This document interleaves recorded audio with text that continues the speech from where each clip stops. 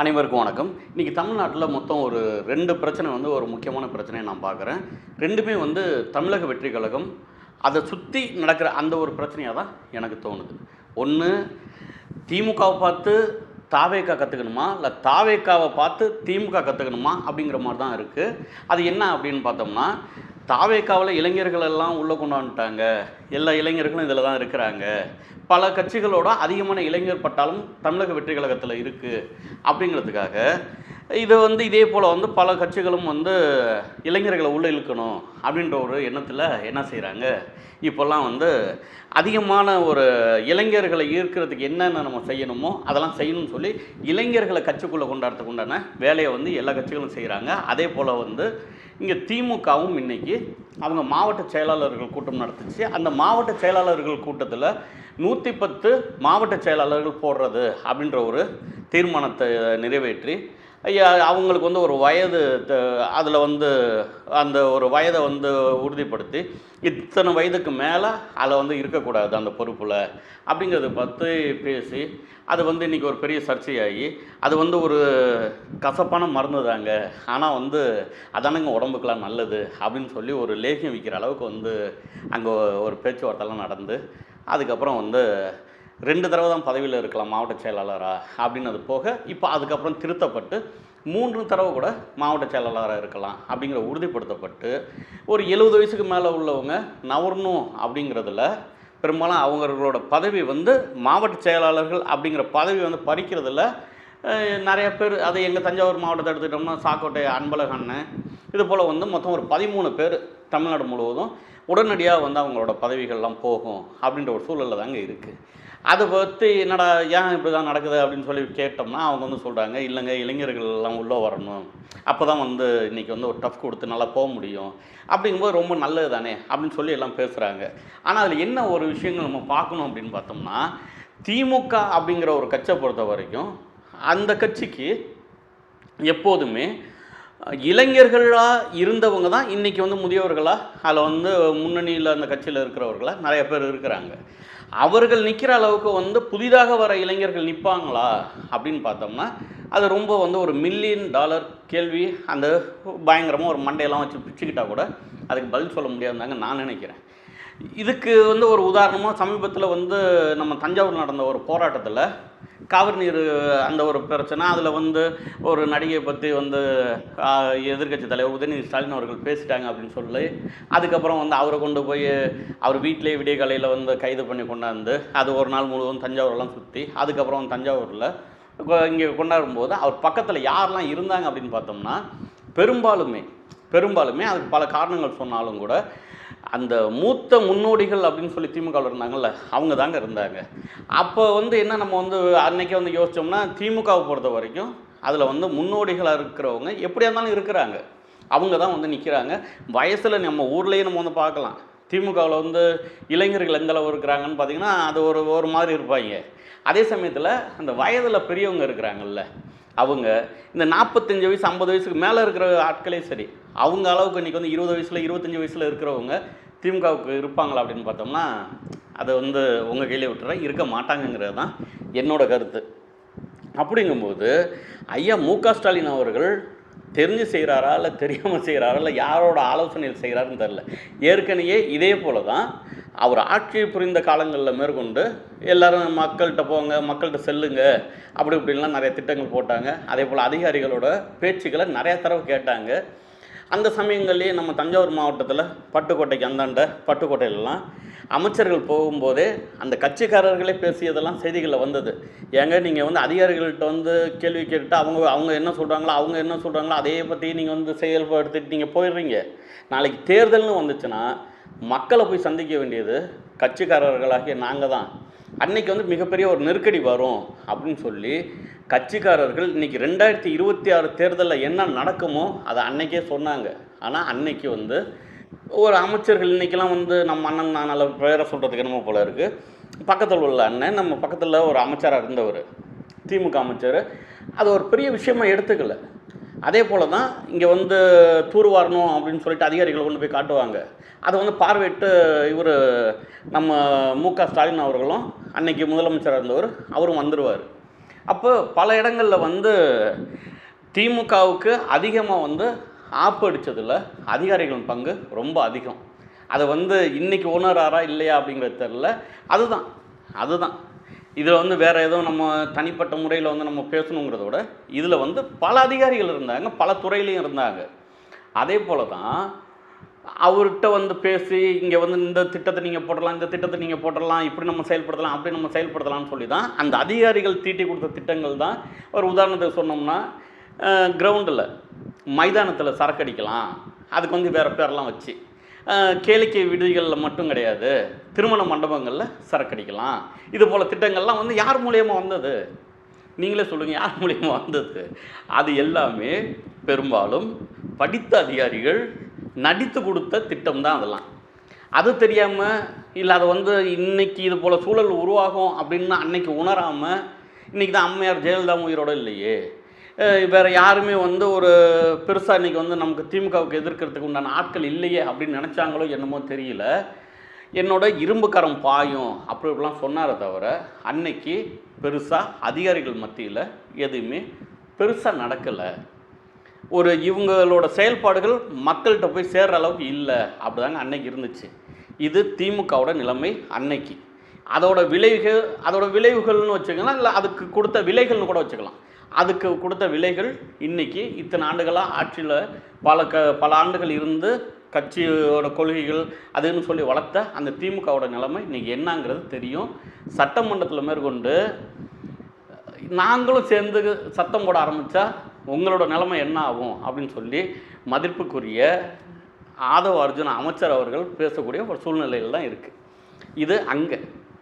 அது முன்னாள் முதலமைச்சர்னா இன்னாள் முதலமைச்சர் நம்மளோட இளைய தளபதியாக இருந்து எல்லா வீட்லேயும் போய் விஜயா சேர்ந்து அவர் சொன்ன பாணியிலே சொன்னோம்னா எல்லார் வீட்லேயும் போய் சேர்ந்து அது மூலயமா ஆட்சிக்கு வந்து இன்றைக்கி வந்து ஒரு நியூ எரா, அந்த என்னமோ படத்தில் சொரா அப்படிங்கிற மாதிரிலாம் வந்து சொல்லி இன்றைக்கி வந்து லஞ்சத்தெல்லாம் ஒழிச்சிருவோம், லஞ்ச ஒழிப்புங்கிறது தான் இங்கே வந்து முதன்மையானது அப்படி இப்படிலாம் சொல்லி இன்றைக்கி வந்து நடந்துக்கிட்டு இருக்குது.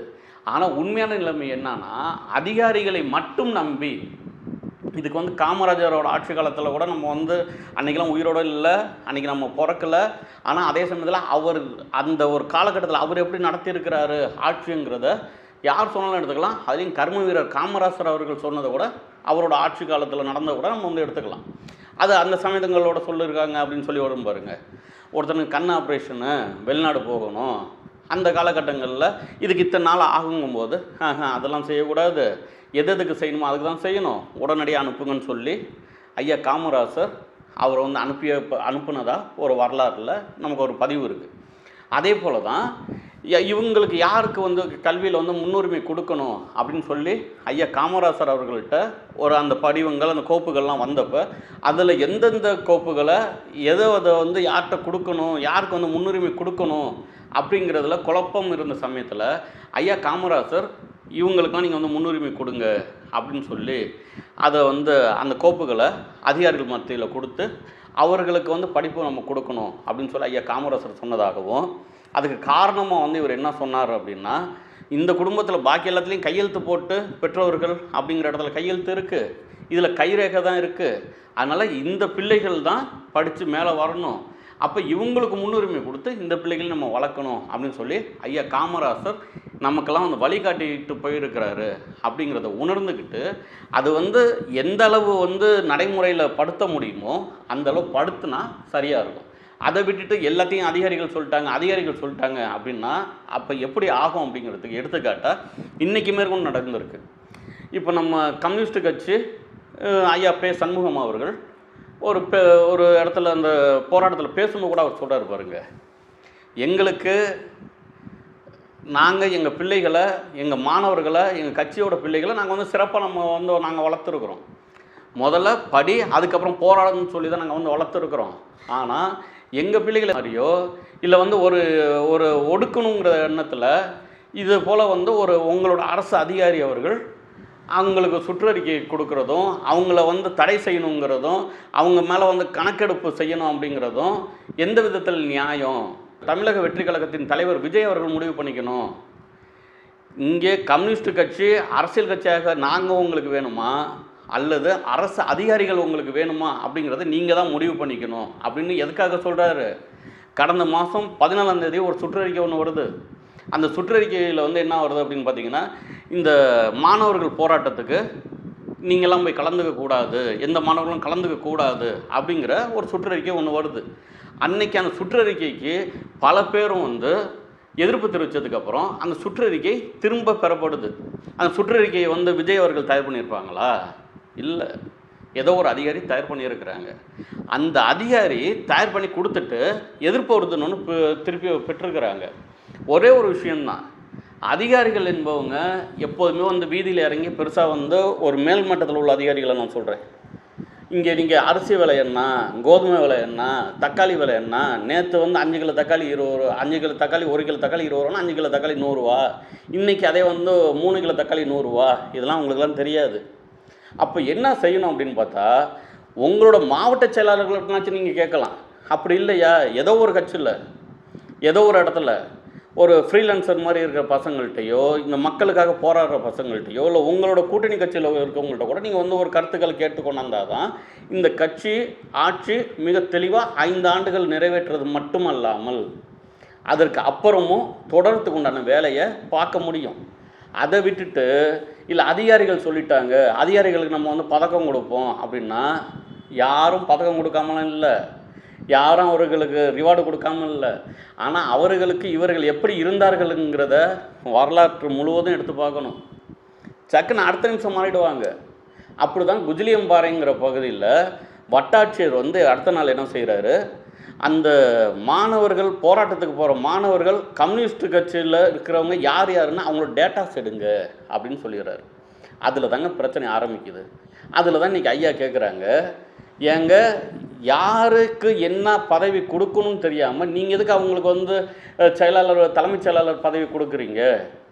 அவர் வந்து தகுதி இல்லாமல் ஒருவேளை நீங்கள் சொல்கிறாப்புல தெரியாமையே அனுப்பியிருந்தா அது கூட என்ன செய்யணும்னு தெரியாதவரை எப்படி நீங்கள் வந்து பதவியில் உட்கார வச்சிங்க அப்படிங்கிறது தான் இன்றைக்கி கம்யூனிஸ்ட் கட்சியின் தலைவர் பே. சண்முகம் அண்ணா அவர்களோட கேள்வியாக இருக்குது. இதில் வந்து நம்ம என்ன தான் எனக்கெல்லாம் வந்து விஜய் ரொம்ப பிடிக்கும், அதே சமயங்களில் நம்ம வந்து இதை வந்து வீழ்த்தணுங்கிறதுக்காக நம்ம பேசலை, வாழ்த்து பேசுகிற நம்ம ஒரு எச்சரிக்கை மணி அப்பப்போ நம்ம வைக்கணும். எப்போ பார்த்தாலுமே வாழ்த்திக்கிட்டே இருந்துகிட்டு இருந்தோம்னு வச்சுக்கோங்க, அது சரிப்பட்டு வராது. அது ஒரு ரசிப்புத்தன்மையோடு போயிடும். நமக்கு அந்த ரசிப்புத்தன்மை மட்டும் இல்லை, துடிப்பு, இந்த ஏழை எளியவர்களின் துடிப்பு இருக்கணும், அவர்களோட வாழ்க்கையோட நம்ம வந்து கலந்து இருக்கணும். அந்த கட்சிகள் தான் தொடர்ந்து நிற்கும். ஏற்கனவே விஜய் அவர்களை வீழ்த்தணுங்கிறத ஒரு 100 நாள் ஆனதுக்கு அப்புறம் வந்து பேசுனாங்கன்னா பரவாயில்ல, ஒரு 100 நிமிஷத்துக்குள்ளே ஆரம்பிச்சிட்டாங்க. பார்த்தீங்களா விஜயை, பார்த்தீங்களா அவரெலாம் சரி வர மாட்டாருங்க, அவர் அப்படி தாங்க இப்படி தாங்க. இப்போ இடையில பார்க்குறேன், ஒரு 2 டைட்டில் பார்த்தேன். பார்த்தீங்களா அந்த தாய்மாமன் தங்க மோதிர திட்டம், அதுக்கு ஒன்றே வந்து ஒரு 2 டைட்டிலில் வந்து போட்டிருக்காங்க. ஒரு டைட்டில் வந்து என்னென்னா, பார்த்தீங்களா மலையாளிக்கு டெண்டர், தமிழர்களுக்கு கோட்டர் ஒரு டைட்டில். இன்னொரு டைட்டில் அமித்ஷாவிடம் பல்பு வாங்கிய விஜய். இப்போ இதெல்லாம் நம்ம பார்க்கும்போது என்னென்னா, என்னங்கப்பா எங்கேருந்து தான்ப்பா கிளம்பி வாரீங்க, எப்போ நம்மளோட கொள்கை என்னப்பா சொன்னீங்க, ஏன்பா இப்பெல்லாம் பேசுகிறீங்க அப்படின்னு சொல்லி கேட்கணும்னு தோணுது. ஆனால் எதை வச்சு கேட்குறது? நீங்களும் இடம் கொடுக்காமல் இருக்கணும்ல சில விஷயத்தில். நம்ம திரும்பினாலே விஜய் அவர்கள் இப்படி திரும்பி பார்த்தாருன்னா ஒன்று சொல்கிறாங்க, ஒரு பட்டு வேட்டி பட்டு சட்டை கட்டிட்டு வந்துட்டா ஆரம்பிச்சிடுறாங்க. பட்டு வேட்டி பட்டு சட்டை கட்டினோம்னா அதுக்கு காரணம் இதுதான் தெரியுமா உங்களுக்கு? இந்த காப்பு போட்டிருக்காரு பார்த்தீங்களா ராம்குமார், அதுக்கு வந்து சுக்கிரன் அவருக்கு வந்து ஆதிக்கத்தில் இருக்கார் தெரியுமா? இந்த சிகப்பு போட்டிருக்காரு தெரியுமா? சிகப்புன்னா செவ்வாயோட இதில் இருக்கார் தெரியுமா? பச்சை போட்டிருக்காரு தெரியுமா? ஒரு புதனுக்கு இதாக இருக்கார் தெரியுமா? என்னப்பா அது ஜோசியக்காரங்களே தோற்றுருவாங்க இருக்குப்பா. இது போல் சூழல் தான் இருக்குது. இப்போ தமிழக வெற்றி கழகம் டிவிகேக்கு ஆதரவாக இல்லை, அதை வந்து சரியாக செய்கிறத வந்து தொடர்ந்து பேசினாலும் அதுக்கு கூட வந்து உடனே தற்கொலை தெரியுமா நீங்கள் யார்? இப்போ எங்களை மாதிரி ஒரு நடுநிலையாக பேசுகிற நாங்களாம் தற்கூரி அப்படின்னு சொல்லிட்டு கூட சில கமெண்ட்லாம் படித்தேன் நான். ஆனால் நம்ம கடந்து போயிடுறது. எப்போவுமே நம்ம வந்து பள்ளி கற்றுச்சுன்னு வச்சுக்கோங்களேன், அதுக்கு பஞ்சாங்கத்தை எடுத்து பார்க்கலாம். பன்னிக்குட்டி கத்துறதுக்கெல்லாம் நாருன்னு சொல்லி மூக்கை பொத்திட்டு போயிடணும். அது போல் பாணியில் தான் நம்ம வந்து எப்போவுமே நடை போடுறது. அதே போல் தான் இப்போ நம்ம வந்து நடை போட்டுக்கிட்டு இருக்கோம். ஒரு காலத்தில் சொல்லிட்டு இருந்தாங்க, திமுகனாலே அது வந்து தீய சக்திங்க, அதெல்லாம் போய் எதுவுமே செய்யக்கூடாதுங்கன்னு. ஆனால் இன்றைக்கி என் அண்ணன் தம்பிகளே என்ன செய்கிறாங்க, அது பார்க்கும்போது நமக்கே வந்து சங்கடமாக தான் இருக்குது. சட்டமன்ற கூட்டத்தொடரில் ஒரு விவாதம், அந்த விவாதம்ங்கிறது கூட ஒரு வியாக்கியானம் பண்ணுற அளவுக்கு தான் ஸ்கோர் எடுக்கணும். திமுகவா தாவேக்காவாங்கிற அளவுக்கு ஸ்கோர் எடுக்கணுங்கிறதுக்காக அவங்க வந்து விவாதம் பண்ணிக்கிறாங்க. அந்த விவாதத்தில் வந்து இவர் உதயநிதி ஸ்டாலின் அவர்களை இவங்க ஆதவ அர்ஜுனா அவர்கள் சொல்கிறாங்க, நீங்கள் வந்து 3 மணி நேரம் வந்து இதில் இருந்தீங்களே அப்படின்னு சொல்லிட்டு, டாய்லெட்டில் இருந்துட்டீங்களே அப்படின்னு சொல்லி. அதுக்கு அவர் உடனே வந்து எதிர்க்கட்சி தலைவர் உதயநிதி ஸ்டாலின் அவர்கள் அவர் அழகாக எப்போவுமே திமுகவுக்கு வந்து பேசணும்னு சொல்லித்தரணும்னு அவசியமே இல்லை. அவங்க அழகாக தெளிவாக பேசுவாங்க. அதே போல் வந்து அவரும் பேசுகிறாரு. டாய்லெட்டுக்கெலாம் கூட அமைச்சர் வச்சுருக்குது இந்த ஆட்சியில் தான் நான் பார்க்குறேன் அப்படின்னு சொல்லி அவர் பேசுகிறார். அது வந்து எந்த அளவு விவாதம் வந்து பெருசாக போச்சுங்கிறத நம்ம எல்லா சேனல்லையும் கூட நம்ம வந்து எல்லாருமே பார்த்தீங்க. எல்லோரும் நானும் சேர்ந்து பார்த்தேன். ஆனால் நமக்கு என்ன ஒரு இதாக இருந்துச்சுன்னா, அவர் கூட பேசாமல் அவரோட திமுகவோட ஐடி விங் கூட அந்தளவுக்கு பேசலை. ஒன்று நம்ம எங்கள் சில தம்பிகள் இருக்கிறாங்க, ஒரு நல்ல பிள்ளைங்க, அவங்க ஒன்றே பேசுகிறாங்க, நீங்கள் வந்து 48 நாள் வந்து எங்கே போயிருந்தீங்க, யார் அந்த கரூர் பிரச்சனை சம்பவத்தில் இது போல் நீங்கள் அப்போ எங்கே போயிருந்தீங்க அப்படின்னு சொல்லி வந்து இவங்களை கேட்குறாங்க, தாவேக்காரவங்கள. நமக்கு எப்போவுமே டப்பிங் ஆர்டிஸ்ட்டாக இருக்கக்கூடாதுங்கிறது தான் நம்மளோட கொள்கை. ஆனால் டப்பிங் ஆர்டிஸ்ட் மாதிரி வந்து ஒரு கேள்வியை ஏன் கேட்குறாங்க அப்படிங்கிறதுனால தான் நம்ம வந்து பார்த்து இன்றைக்கி வந்து தாவேக்காவுக்கு ஆதரவாக இல்லை. அதே சமயங்களில் அதை இவ்வளோ பேர் எதிர்க்கணுங்கும்போது தாவேக்கா வந்து இவ்வளோ பேர் எதிர்க்கணுன்ற அவசியம் இல்லையே. புதுசாக வந்த பிள்ளைங்க செய்கிறாங்க, அவங்கள வந்து செய்ய வைக்கிறதுக்கு என்ன வேலையை அதை தான் நம்ம செய்யணுமோ தவிர, இந்த பக்கம் திரும்பினா குற்றம், இந்த பக்கம் திரும்பினா குற்றம், மேலே பார்த்தா குற்றம், மேலே பார்க்கும்போது பூமிடா வானத்தில் இருக்க வேண்டியதெல்லாம் கீழே இருக்குடா, கீழே இருக்க வேண்டியதெல்லாம் மேலே இருக்குடான்னு சொல்கிறாங்கன்னா நமக்கு என்ன தோணுது, நீ எதுக்காக வந்து விஜய் நீ எதிர்க்கணும், எதுக்காக தமிழக வெற்றி கழகத்தை எதிர்க்கணும், ஏதாவது ஒரு காரணம் இருக்கணும்ல. அப்போ எல்லாருமே ஒன்று கூடி திமுக, அண்ணா திமுக, பல கட்சிகள் எல்லாமே ஒன்று கூடி நின்று ஒரே ஒரு அமைப்பை, அது 3 ஆண்டுகளில் எழுந்து வந்த அமைப்பை, ஒரு இளைஞர்களோட அந்த கூட்டு சக்தியை வீழ்த்தணுங்கும்போது நமக்குலாம் என்ன தோணுது, வாழ்த்துவோம் அப்படிங்கிற தோணுது. தமிழக வெற்றி கழகத்தை நம்ம வாழ்த்தணும் அப்படிங்கிறதுக்காக தான் நம்ம பேசுகிறோமே தவிர, இதில் தமிழக வெற்றி கழகத்தை நம்ம வந்து குறை சொல்லணுங்கிறதோ, திமுக வந்து நம்ம வந்து குறை சொல்லணுங்கிறதோ, இல்லை வேறு யார் கட்சியாவது நம்ம வந்து குறை சொல்லணுங்கிறதோ திட்டமே இல்லை. ஆனால் தமிழக வெற்றி கழகம் தாவேக்கா மிகப்பெரிய ஒரு இடத்த பிடிச்சிருச்சு. அந்த இடத்துலேருந்து கீழே இறங்கி வரக்கூடாது அப்படிங்கிறத நம்ம நோக்கம். அதுக்காக தான் நம்ம பேசணும். எப்போதுமே அதிகாரிகளை வந்து முழுமையாக நம்பணுன்ற அவசியமே இல்லை. அதை விட அரசியல்வாதிகள் அதிகமான வேலைகளை, சேவைகளை மக்களுக்கு செய்வாங்க. ஆனால் அந்த அதிகாரிகள்னாச்சும் அவர்களோட பணி பாதுகாப்புன்னு இருக்குது, அதுலேருந்து அவங்க தப்பிச்சு போயிடுவாங்க. ஆனால் அரசியல்வாதிகளை வெளியில் பார்க்கும்போது மக்கள் எல்லாருமே என்ன சொல்லுவாங்கன்னு பார்த்தீங்கன்னா, இங்கே அதிகாரிகளில் ஒரு துறை இருக்குது பாருங்கள், இந்த காவல்துறையில் என்னமோ அவங்க மட்டும் தான் லஞ்சம் வாங்குறாப்புல எடுத்து காட்டுவாங்க.